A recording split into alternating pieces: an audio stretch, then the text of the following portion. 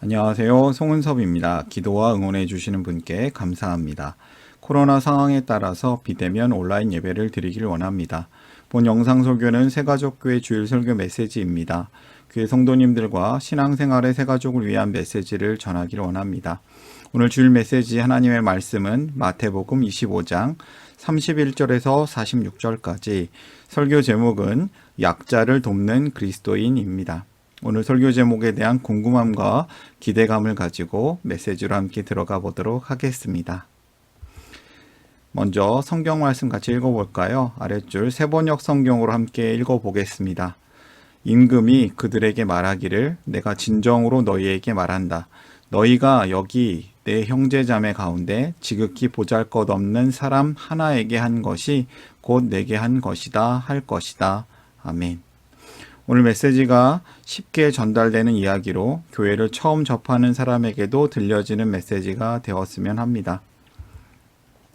노래방 인기 1위 기독교 노래가 있습니다.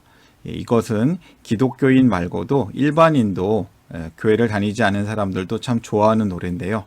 무엇일지 한번 맞춰볼까요? 그럼 바로 당신은 사랑받기 위해 태어난 사람, 이런 노래예요. 찬양인데요. 당신은 사랑받기 위해 태어난 사람. 하나님께서 우리를 사랑하시는 이유, 우리를 살리시는 이유가 여기에 있죠. 당신은 사랑받기 위해 태어난 사람. 그런데 하나님께서 우리를 살리시는 이유가 한 가지 더 있는데요. 그건 바로 우리는 사랑 주기 위해 태어난 사람. 하나님께서 우리를 통해서 사랑이 전하기를 원하십니다. 사랑이 전달되기를 원하십니다. 우리를 통해서 하나님의 사랑이 잘 전해지기를 바랍니다. 성도의 삶에 대한 9번의 설교 중 4번째 메시지를 전하길 원합니다. 성도는 세상 안에서 어떻게 살면 좋을까요? 이런 잘이라는 대답으로는 온전히 채워지지 않아 보입니다. 구체적으로 어떻게 살아야 하는지 성경 말씀을 통해 함께 알아가는 시간이 되었으면 합니다. 오늘은 이웃 사랑하기, 나눔과 섬김에 대한 메시지를 전하기를 원합니다. 오늘 설교를 위한 3가지 질문입니다. 이해하기 쉬운 질문이며 답도 쉽습니다. 이 메시지를 들으시는 분들이 본문을 이해하는, 오늘 메시지를 잘 이해하시는 3가지 도움되는 질문이 되었으면 합니다. 하나님의 말씀, 성경이 우리 성도님들 각자에게 직접 주시는 은혜와 도전이 있기를 바랍니다. 첫 번째 질문이에요. 오른편 사람들이 천국의 상속자가 된 이유는 무슨 얘기일까요? 오늘 이야기는 예수님의 그 천국, 하나님 나라에 대한 비유에 관한 이야기인데요. 3가지 비유를 들으셨어요. 십자가에 달려 죽으시기 전에 제자들에게 하나님 나라에 대해서 비유로 말씀하셨는데, 이 하나님의 심판 가운데 두 부류의 사람이 있다는 것입니다.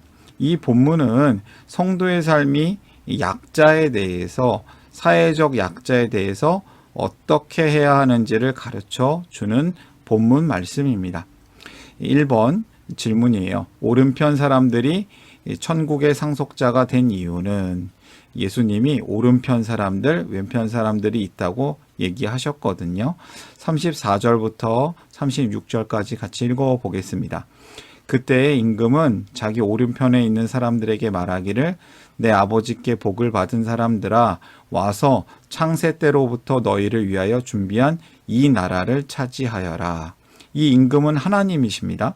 너희는 내가 줄일 때에 내게 먹을 것을 주었고 목마를 때에 마실 것을 주었으며 나그네로 있을 때에 영접하였고 헐벗을 때에 입을 것을 주었고 병들어 있을 때에 돌보아 주었고 감옥에 갇혀 있을 때에 찾아 주었다 할 것이다. 무슨 뜻일까요? 임금, 왕, 주님께 잘한 사람들이었다는 겁니다. 오른편 사람들이 왕께 잘했다는 뜻이죠. 그들은 어려운 상태에 있는 왕의 형제, 왕의 가족들을 잘 돌보았습니다. 그렇기 때문에 이 나라를 차지하여라, 하나님 나라를 차지하여라, 이런 복을 주는 것이죠. 왕이 말합니다. 내가 줄일 때. 왕이 배가 고팠나요? 그런 건 아닌 것 같은데, 이렇게 왕은 말합니다. 내가 줄일 때, 목마를 때, 나그네로 있을 때, 헐 벗었을 때, 병들어 있을 때, 감옥에 갇혀 있을 때에 돌보아주고 찾아주었다. 무슨 뜻일까? 우리가 언제 주님을 잘 섬겼나요? 이 오른편에 있는 사람들을 의인이라고 말하는데요. 그때 의인들은 그에게 대답하기를 주님, 우리가 언제 주님께서 줄이신 것을 보고 잡수실 것을 드리고 목마르신 것을 보고 마실 것을 드리고 나그네 되신 것을 보고 영접하고 헐벗으신 것을 보고 입을 것을 드리고 언제 병드시거나 감옥에 갇히신 것을 보고 찾아갔습니까? 하고 말할 것이다. 우리가 언제 그랬나요? 우리가 언제 주님을 잘 섬겼나요? 40절 내가 진정으로 너희에게 말한다. 너희가 여기 내 형제 자매 가운데 지극히 보잘것없는 사람 하나에게 한 것이 곧 내게 한 것이다 할 것이다. 이렇게 예수님, 주님이 말씀하시는 거죠. 지극히 보잘것없는 사람 하나에게 한 것이 곧 내게 한 것이다. 주님께 잘했습니다. 근데 알고 보니 주님의 가족들에게 잘한 겁니다. 보잘것없는 한 사람에게 잘한 것이 나에게 한 것이다. 예, 무슨 뜻일까요? 예수님께서 말씀하시는 내용은 이겁니다. 예, 사회적 약자, 정말 힘들고 아파하는 그 사람을 잘 대해준 것이 곧 나에게 한 것과 같은 것이다. 왜냐하면 그 사람이 그가 내 형제요, 자매요, 가족이기 때문이다. 내 가족에게 잘한 것이 나에게 잘한 것이다. 공동체의 약자를 돌보라. 이것이 첫 번째 메시지입니다. 하나님께서 원하시는 우리의 삶, 공동체의 약자를 돌보라 하는 것입니다. 약자를 섬기는 것은 곧 주님을 섬기는 것입니다. 왕의 가족에게 잘하는 것을 바로 왕에게 잘하는 겁니다. 우리 주님이 왕이십니다. 사회적 약자를 섬기는 것은 이 세상의 왕이신 하나님을 섬기는 것과 같은 것이다 라는 메시지입니다. 두 번째 질문이죠. 왼편 사람들, 이 사람들은 나쁜 사람들이라고 표현됩니다. 왼편 사람들이 지옥의 판결을 받게 된 이유는 두 번째 질문인데요. 먼저 성경 말씀 같이 읽어볼까요? 그때의 임금은 왼쪽에 있는 사람들에게도 말할 것이다. 저주받은 자들아, 내게서 떠나서 악마와 그 졸개들을 가두려고 준비한 영원한 불 속으로 들어가라. 지옥에 가라. 이런 뜻이죠. 너희는 내가 줄일 때에 내게 먹을 것을 주지 않았고 목마를 때에 마실 것을 주지 않았고 나그네로 있을 때 영접하지 않았고 헐벗었을 때에 입을 것을 주지 않았고 병들어 있을 때나 감옥에 갇혀 있을 때에 찾아주지 않았다. 나를 돌보지 않았다. 실제로 누구를 돌보지 않은 겁니까? 예, 왕의 가족, 주님의 가족, 예, 하나님의 가족을 돌보지 않았기 때문이다. 주님께 잘못했기 때문이다. 왕께 잘못한 것이 너희들이 지옥에 가는 이유다. 그들은 어려운 상태에 있는 왕의 형제 가족들을 돌보지 않았다는 겁니다. 왕이 말합니다. 왕은 이렇게 얘기합니다. 내가 줄일 때, 목마를 때, 나그네로 있을 때, 헐벗을 때, 병들어 있을 때, 감옥에 갇혀 있을 때에 도와주지 않았다. 외면했다. 우리가 언제 주님을 외면했나요? 예, 반복되는 메시지 같은데요. 예, 그때에도 그들은 이렇게 말할 것이다. 주님, 우리가 언제 주님께서 굶주리신 것이나 목마르신 것이나 나그네 되신 것이나 헐벗으신 것이나 병드신 것이나 감옥에 갇힌 것을 보고도 갇히신 것을 보고도 돌보아 드리지 않았다는 것입니까? 여기 이 사람들 가운데서 지극히 보잘것없는 사람 하나에게 하지 않은 것이 곧 내게 하지 않은 것이다 하고 말할 것이다. 두 번째 메시지입니다. 사랑하지 않는 죄를 두려워하라. 사랑하지 않으면 지옥 간다는 거예요. 사랑하지 않는 것은 하나님을 믿지 않는다는 것이에요.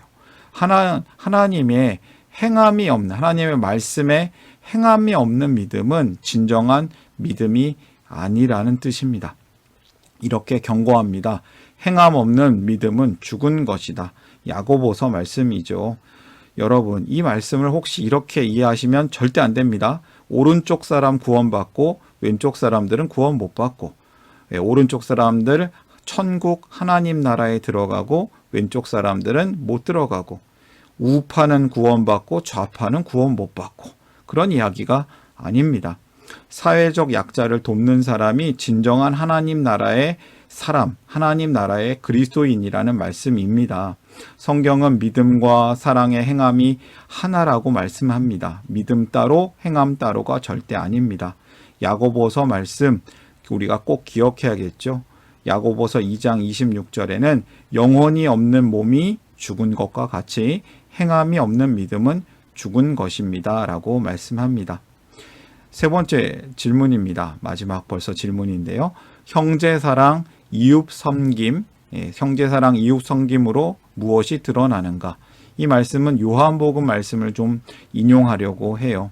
요한복음 13장 14절에서 15절 그리고 34절에서 35절 말씀입니다. 같이 읽어볼까요? 주이며 선생인 내가 너희의 발을 씻겨 주었으니 너희도 서로 남의 발을 씻겨 주어야 한다. 내가 너희에게 한 것 같이 너희도 이렇게 하라고 내가 본을 보여준 것이다. 예수님께서 제자들의 발을 씻겨 주셨습니다. 사실 이것은 노예들이 하는 일이고 가장 낮은 사람이 주인에게 하는 일인데 주인 대신 예수님이 제자들의 발을 씻겨 주신 것이죠. 그리고 나서 너희도 서로 씻겨줘라 라고 얘기합니다. 34절에서 35절은 더 깊이 얘기합니다. 이제 나는 너희에게 새 계명을 준다. 서로 사랑하여라. 내가 너희를 사랑한 것 같이 너희도 서로 사랑하여라. 너희가 서로 사랑하면 모든 사람이 그것으로서 너희가 내 제자인 줄을 알게 될 것이다. 그리스도인들이 서로 사랑하고 섬기면 모든 사람들이, 세상 사람들이 성도들을 진정한 예수님의 제자로 알게 된다. 예수님의 진정한 제자로 인정하게 된다. 성도의 형제 사랑, 이웃 섬김으로 하나님의 사랑이 드러납니다. 사실 예수님은 어떻게 사랑하셨나요? 자기 목숨을 내어주시면서까지 사랑하셨습니다. 내가 너희를 사랑한 것 같이 너희도 서로 사랑하라. 사실 우리는 사랑의 능력이 없습니다. 그런데 어떻게 사랑할 수 있을까요? 그건 바로 하나님의 은혜를 경험할 때, 하나님의 사랑이 넘칠 때 그것이 가능해지는 겁니다. 다른 사람을 돌보라. 다른 사람 좀 돌봐라. 자기 일만 좀 하지 말고 다른 사람도 돌보라. 예수님이 우리에게 말씀하시는 것 같습니다.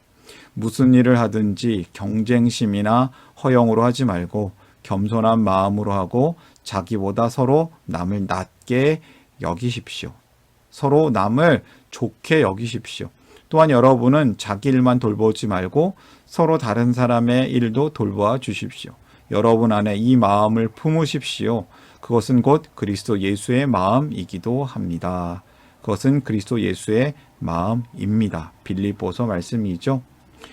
우리에게 하나님께서 예수님을 보내주셨습니다. 우리에게 예수님께서 우리를 살리시기 위해 또한 모든 것을 주셨습니다. 우리도 그분의 은혜에 힘입어 다른 사람에게 사랑을 전할 수 있습니다. 당신은 사랑받기 위해 태어난 사람. 이 찬양에 답가가 있어요. 또 하나의 열매를 바라시며 라는 찬양인데요. 이 찬양의 가사가 이렇습니다. 당신은 사랑받기 위해 그리고 그 사랑 전하기 위해 주께서 택하시고 이 땅에 심으셨네. 하나님께서 우리를 사랑하신 이유가 두 가지 있습니다. 우리를 사랑해서 살리시려고. 두 번째는요. 우리를 통해서 옆 사람도 살리시려고 우리를 이 땅에 택하시고 심어 주셨습니다. 예수님께서 우리를 살리시기 위해 모든 것을 주셨습니다. 우리도 그분의 은혜를 힘입어 다른 사람에게 사랑을 전할 수 있는 존재가 되었습니다. 남주는 인생이 복이 있습니다. 사도 바울은 자신을 본받으라 라고 하면서 이렇게 예수님의 말씀을 전했습니다. 나는 모든 일에서 여러분에게 본을 보였습니다. 이렇게 힘써 일해서 약한 사람을 도와주는 것이 마땅합니다. 그리고 주 예수께서 친히 주는 것이 받는 것보다 더 복이 있다 하신 말씀을 반드시 명심해야 합니다. 우리가 이것을 짧게 요약하면 어떤 말이 될까요? 배워서 남 주자, 벌어서 남 돕자. 사실 우리는 주는 것이 아니라 받는 것을 복이라고 생각합니다. 그런데 하나님은, 우리 주님께서는 받는 것도 복이지만 주는 것이 더 복이라고 말씀하십니다. 복이 넘치니까 복을 전해줄 수 있는 것입니다. 하나님께서 복 전달자에게 복을 더 주십니다. 무엇보다 하나님의 복은 우리가 거저 받은 은혜니 거저 줄 수 있는 것입니다. 세 번째 메시지입니다. 남 주는 복을 누려라. 이게 더 복입니다. 함께 살아갈 때, 함께 살아낼 때 땅에서 하나님 나라를 누릴 수 있습니다. 이곳에서 영원한 하나님 나라를 조금이라도 경험할 수 있습니다. 오늘의 메시지를 정리합니다. 공동체의 약자를 돌보라. 약자를 섬기는 것은 주님을 섬기는 것이다. 사랑하지 않는 죄를 두려워하라. 행함 없는 믿음은 가짜다. 행함이 없는 믿음은 진정한 믿음이 아닙니다. 세 번째, 남 주는 복을 누려라. 함께 살 때 이 땅에서 하나님 나라를 누릴 수 있습니다. 약자를 돕는 그리스도인, 우리가 어떻게 살아야 할까요? 공동체의 약자를 돌보라. 사랑하지 않는 죄를 두려워하라. 남 주는 복을 누려라. 그래서 우리가 이 땅에서 지금 하나님 나라를 살 수 있습니다. 우리가 예수님과 함께 살아나고 함께 살아내고 예수님과 함께 다른 일을 살려내는 복의 통로로 살기를 원합니다. 축복합니다. 여러분을 응원합니다. 오늘의 메시지를 마음에, 가슴에 품고 함께 기도하는 시간을 갖기를 원합니다. 사랑의 하나님 아버지, 우리에게 삶을 허락하심을 감사합니다. 우리가 어떻게 살아야겠습니까? 약자를 돕는 그리스도인으로 살게 하여 주시옵소서. 공동체의 약자를 돌보라. 사랑하지 않는 죄를 두려워하라. 남 주는 복을 누려라. 하나님 나라를 누리고 하나님 나라를 전하는 성도로 살게 하여 주시옵소서. 예수님의 이름으로 기도합니다. 아멘. 샬롬, 송은섭입니다. 저를 통해 또는 누군가의 추천과 우연한 기회로 이 메시지를 보게 되신 분들께 감사합니다. 모든 성도님들은 하나님 나라의 새가족이십니다. 교회를 처음 나오신 분들만 새가족이 아니라 우리 모두가 새가족입니다. 왜냐하면 우리가 하나님 나라에서 새로운 관계가 된 새로운 가족 공동체이기 때문입니다. 본 설교는 새가족교회 공동체 새가족과 후원자를 위한 메시지이며 기독교를 잠시 떠났거나 새롭게 시작하시는 분들을 위한 쉬운 메시지이기도 합니다. 혹시 새가족교회의 가족, 새가족 또는 후원자가 되기를 원하시는 분들은 이메일로 카카오톡 아이디로 연락을 주시면 감사하겠습니다. 오늘의 메시지, 하나님의 은혜가 넘치시기를 바랍니다. 사랑합니다. 축복합니다.